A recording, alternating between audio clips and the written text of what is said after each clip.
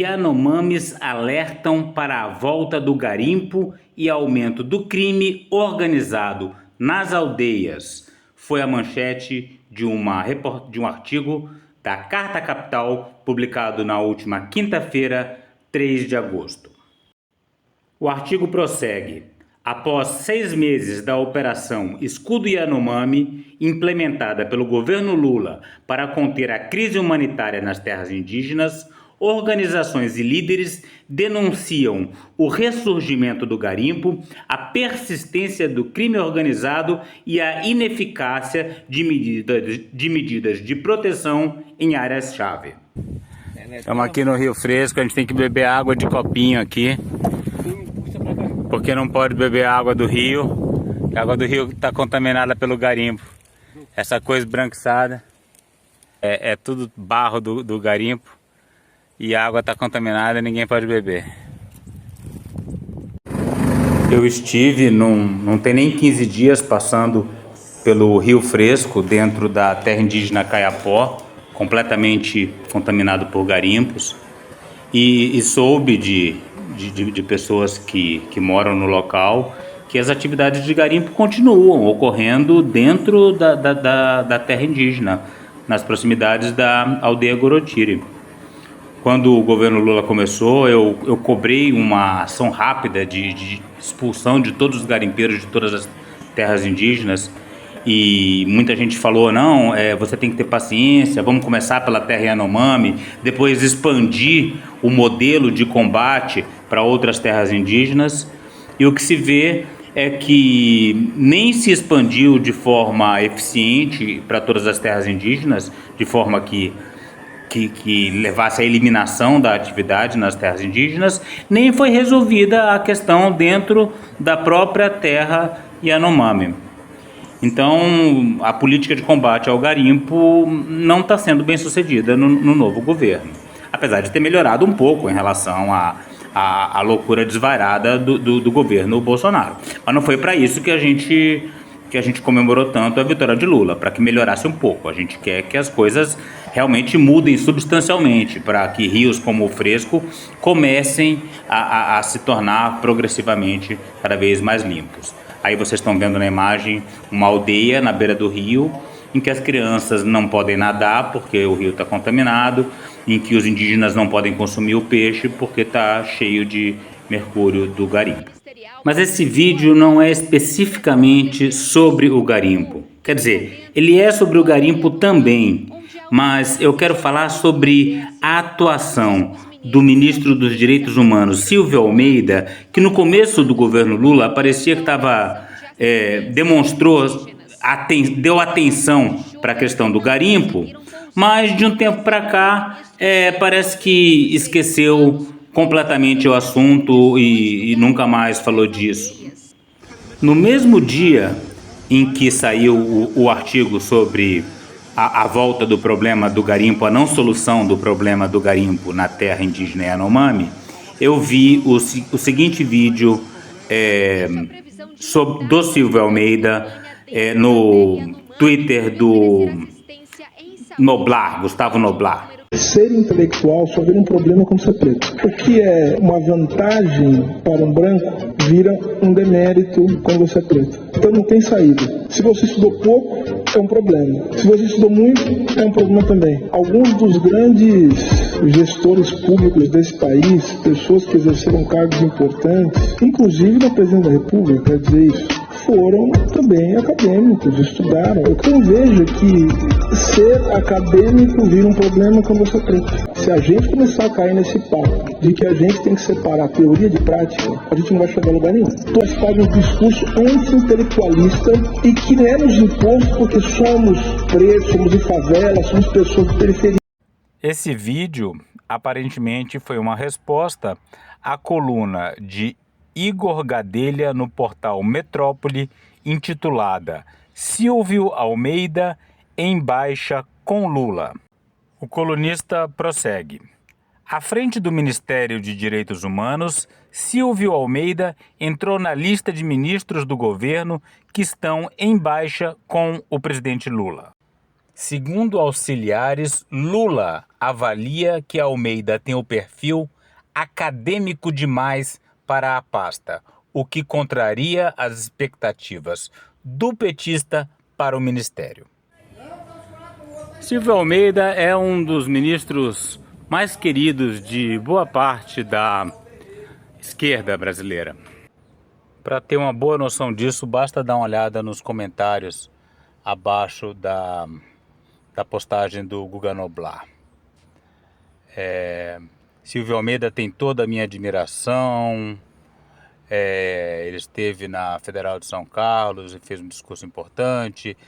Terá meu voto para qualquer coisa. Muito orgulho desse ministro.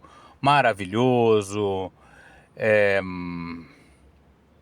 Esse ministro é um cara muito foda. Maravilhoso, que orgulho. Nosso próximo presidente. Incrível salto de qualidade da Damares pro Silvio Almeida. Pode ser ministro do STF, presidente do Brasil, devia ser candidato à presidência. Anote aí, será o nosso futuro presidente. E por aí vai. Se eu encontro esse cara na rua, eu dou um abraço, tem todo o meu respeito. Silvio Almeida presidente, é um cara brilhante. E segue.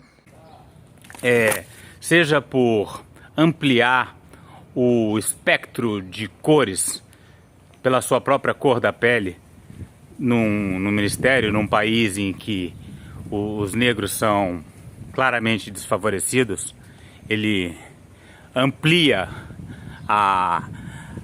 o degradê colorimétrico da equipe ministerial substancialmente em direção do lado menos favorecido, ou pela sua própria tese do racismo estrutural, que, na minha concepção e de alguns críticos, é uma ideia um pouco complicada de se entender e de se aceitar. Porque se alguém me fala que a minha casa tem problemas estruturais, eu só posso fazer duas coisas: ou derrubá-la e construir de novo, ou seguir convivendo com os problemas estruturais. Agora, quanto à ideia de que ele estaria sendo criticado por ser acadêmico ou intelectual demais, existe a possibilidade de que isso não tenha nada a ver com a cor da sua pele e nem com a ideia de que ele estudou demais. Talvez essa seja uma forma educada de dizer que ele fala muito, mas é muito pouco eficiente na resolução dos verdadeiros problemas da sua pasta. Vamos dar uma olhadinha na entrevista que ele deu lá atrás, no começo do governo, para o UOL, sobre a situação do garimpo nas terras indígenas. O que eu acho o seguinte, a primeira coisa que a gente tem que pensar é o fato de que essa não é uma ação simples. Essa não é uma ação simples, porque ela envolve o seguinte: tirar os garimpeiros de lá pode até ser fácil. A questão toda é o que fazer com os garimpeiros quando se tira de lá. Tá vendo? Não é tão simples. Tanto é que os garimpeiros ainda não foram tirados de lá. Ou não foram tirados ainda porque não se sabe o que fazer com os garimpeiros depois que tirarem de lá. Uma coisa que tem a ver com a questão econômica, a questão empresarial, é o seguinte: nós sabemos que as pessoas que estão lá poluindo os rios, né, cheios de lama, essas pessoas, elas são só a ponta final de algo que é muito maior. Na verdade, acredito eu que os garimpeiros, mesmo, que a gente pode chamar de os garimpeiros, os empresários do garimpo, talvez eles nunca tenham pisado em Roraima. Então, isso é uma das questões fundamentais. Isso envolve um problema que é um problema de altíssima complexidade, não é um problema só de prender pessoas. A gente precisa oferecer a possibilidade daquela região dela ter alguma alternativa, ou seja, há um imbricamento, há uma fusão entre reprodução econômica e ilegalidade e crime. Você está vendo? O problema não é a cor da pele do Silvio Almeida. O problema não é que ele estudou demais, que ele é intelectual demais. O problema é que quando a gente tem uma questão séria e urgente, que é a remoção de todos os garimpeiros das terras indígenas, ele vem falar em imbricamento, em reprodução econômica, em criação de condições econômicas que não levem o garimpeiro a invadir a terra Yanomami. E é por isso que a terra Yanomami ainda está invadida. Não necessariamente por culpa dele especificamente, mas é esse discurso que passa pano para garimpeiro. Os garimpeiros precisavam, naquele momento, terem sido tirados imediatamente da terra Yanomami e de todas as terras indígenas, para que agora, 7, 8 meses depois, a gente ainda não esteja falando desse ponto inicial. Então a questão não é que ele é intelectual demais, é que fala muito, enrola muito e encaminha pouco para a solução dos problemas.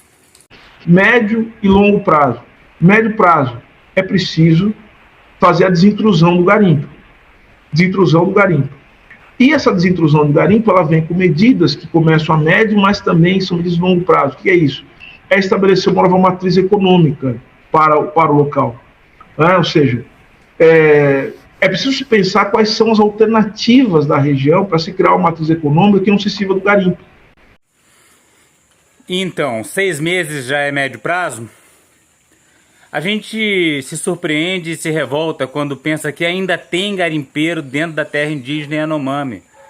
Mas quando vê que 6 meses atrás o ministro, ao invés de falar na remoção imediata de todos os garimpeiros, estava falando em remoção dos garimpeiros a médio prazo, a gente começa a entender por que esse trabalho ainda não foi completado.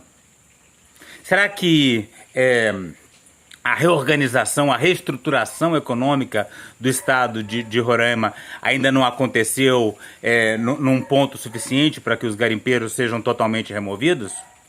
O que está sendo feito exatamente pela reestruturação econômica do estado de Roraima de forma que ninguém precise fazer uso do garimpo? A questão dos créditos de carbono, enfim. Eu tenho ouvido e conversado com diversas pessoas que estudam a região e essas pessoas, que são especialistas, têm dito o seguinte: é preciso que o Estado chegue ali e reorganize a economia. Porque... Pois é, ministro, você que diz que conversou com tantas pessoas que estudam a região, devia ter lido A Queda do Céu, de Davi Copenaua e Bruce Albert. Aqui nesse capítulo, o massacre de Amichu, tem uma passagem que eu vou ler aqui para o senhor. 12 Yanomami foram assim assassinados com selvageria. 2 mulheres e um velho. Uma moça de cerca de 20 anos que tinha vindo fazer uma visita. 3 adolescentes, 2 meninas e 3 meninos de 6 e 8 anos. Várias das crianças órfãos cujos pais tinham morrido da malária trazida pelos garimpeiros. A moça foi primeiro atingida por um tiro de espingarda de caça a uns 10 metros de distância, depois por um tiro de revólver a menos de 2 metros. Uma das velhas, cega, foi liquidada a pontapés. Um bebê deitado na rede foi embrulhado num pedaço de pano e atravessado por facas. Eu vou ler de novo esse finalzinho. Um bebê deitado na rede foi embrulhado num pedaço de pano e atravessado por facas.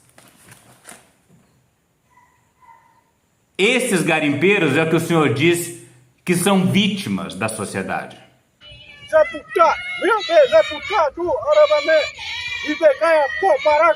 Para saber mais e participar dessa luta radical pelos povos indígenas, a floresta tropical e a biodiversidade de modo geral, inscreva-se no canal, deixe seu like e comentário.